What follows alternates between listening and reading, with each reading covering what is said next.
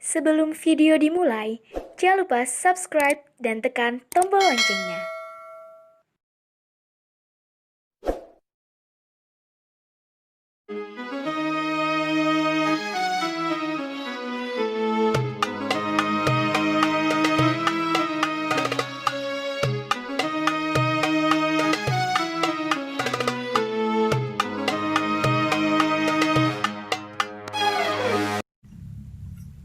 Assalamualaikum warahmatullahi wabarakatuh.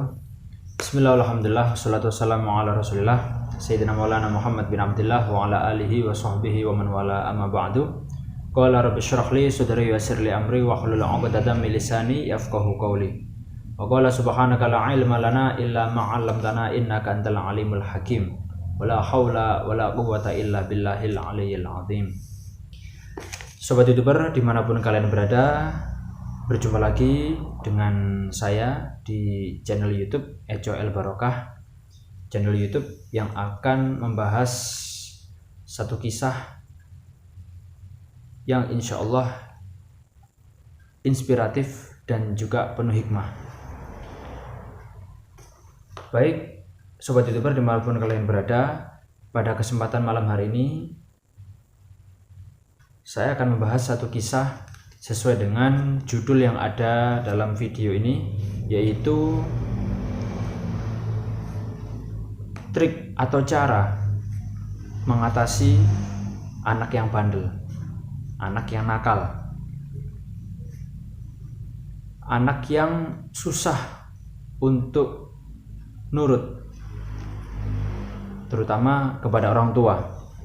Jadi ternyata para ulama terdahulu sudah banyak memberikan contoh.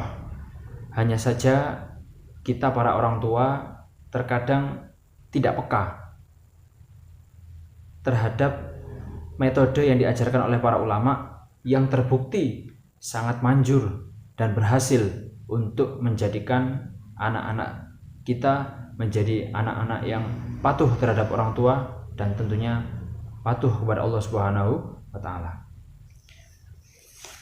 Baik, diceritakan saat itu ada seorang ibu. Ibu ini memiliki seorang anak laki-laki yang kebetulan nakal. Kenapa dikatakan nakal? Karena si anak laki-laki ini bandel, tidak mau menuruti apa perintah daripada orang tuanya. Jadi ketika orang tuanya memberitahu suatu hal, selalu dilanggar dan selalu berulang terus-menerus. Pertanyaannya, kenakalan apa yang dilakukan oleh anak ini? Jadi diceritakan di sini anak ini memiliki kenakalan, yaitu dia suka makan gula. Kalau istilah orang Jawa itu gaduh gula gitu ya. Jadi ini juga sesuai dengan zaman dulu ya. Kalau zaman dulu kan jajanan anak-anak ya sangat sederhana, bahkan gula pun bisa dijadikan jajanan anak-anak zaman dulu, beda dengan sekarang.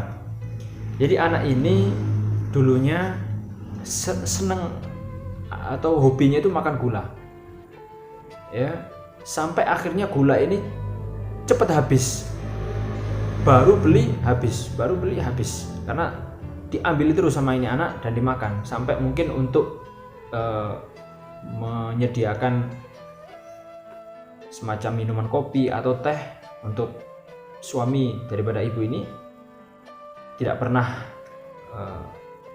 kebagian untuk suaminya. Akhirnya ditegur sama ibunya, "Nak, udah berhenti, jangan terus dimakan itu gula ya." Sampai ditakut-takuti, nanti gigimu ompong dan sebagainya. Tapi tetap ini anak tidak mau nurut. Sampai akhirnya ibunya menyerah. Dalam arti ibunya merasa bahwa anaknya ini tidak akan pernah nurut sama dirinya. Dan akhirnya ibunya mendengar bahwa di daerahnya ada seorang ulama yang terkenal sangat karismatik dan masyhur atau terkenal di daerahnya. Bahkan saking karismatiknya, saking berwibawanya ini ulama, sampai-sampai dikabarkan bahwa setiap orang yang belajar kepada ini ulama pasti akan menjadi orang baik. Artinya semua ucapan daripada ulama ini akan diturut oleh siapapun yang mendengarnya. Bahkan sekelas preman pun, sekelas orang yang jahat pun akan bertaubat seketika ketika mendengarkan nasihat daripada ini ulama. Mengetahui hal itu, akhirnya ibu ini memiliki inisiatif untuk membawa anaknya kepada ulama tersebut agar dinasihati oleh ulama tersebut sehingga tidak lagi meneruskan kenakalan si anak tadi. Udah, singkat cerita, akhirnya dibawalah ini anak kepada si ulama.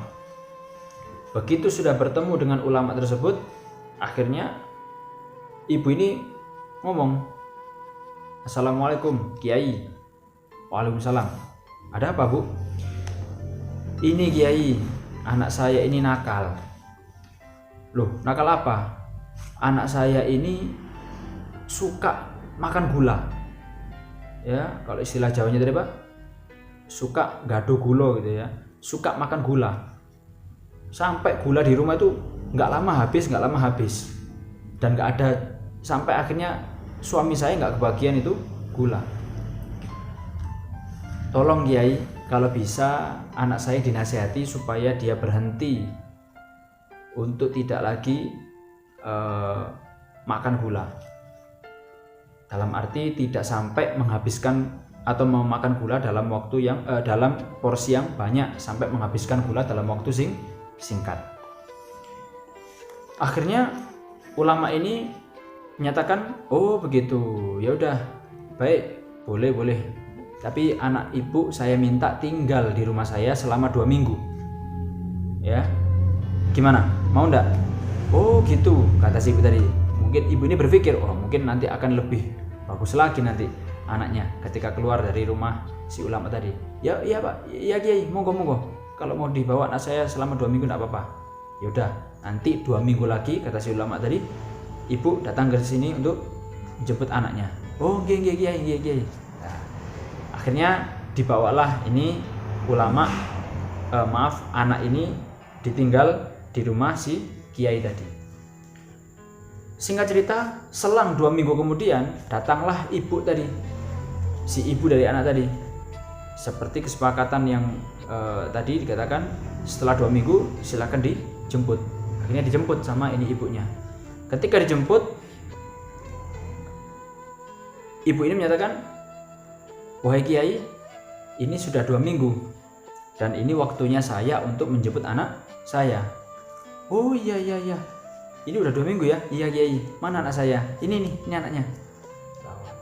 "Gimana Kiai?" kata si ibu ini. "Sudah diberitahu anak saya kalau jangan lagi suka atau hobi menghabiskan gula." "Oh iya. Sekarang ya saya beritahu ya." Akhirnya si Kiai ini bilang ke anak laki-laki tadi, "Nak, mulai sekarang jangan suka makan gula lagi ya." Udah, baca. Ibunya kaget. "Loh, Kiai, ini baru diberitahu sekarang kalau anak saya jangan makan gula?" "Iya, baru saya beritahu sekarang."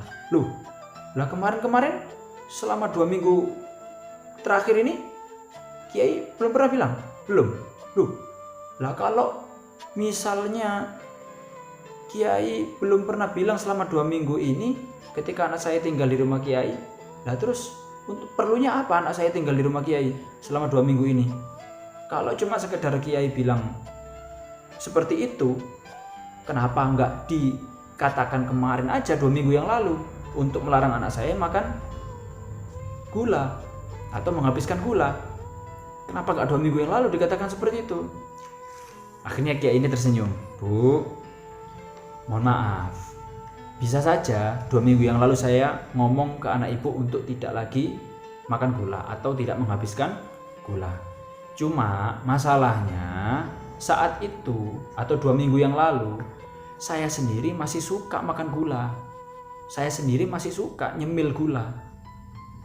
Jadi saya merasa ketika saya nasihat 2 minggu yang lalu, kalau saya mengatakan itu di 2 minggu yang lalu, saya merasa anak ibu tidak akan pernah bisa berubah, karena apa yang saya nasihatkan ternyata belum bisa saya amalkan. Nah terus selama 2 minggu ini ngapain? Nah selama 2 minggu ini anak ibu tinggal di rumah saya. Saat itu ketika ibu menitipkan anak ibu di rumah saya 2 minggu yang lalu, semenjak saat itu saya putuskan untuk berpuasa makan gula. Jadi saya tidak pernah makan gula selama 2 minggu terakhir ini. Bahkan untuk minum secangkir teh atau secangkir kopi pun tidak saya kasih gula. Dan itu dilihat langsung oleh anak ibu bahwa saya benar-benar tidak pernah makan gula. Jangankan nyemil gula, makan gula aja enggak.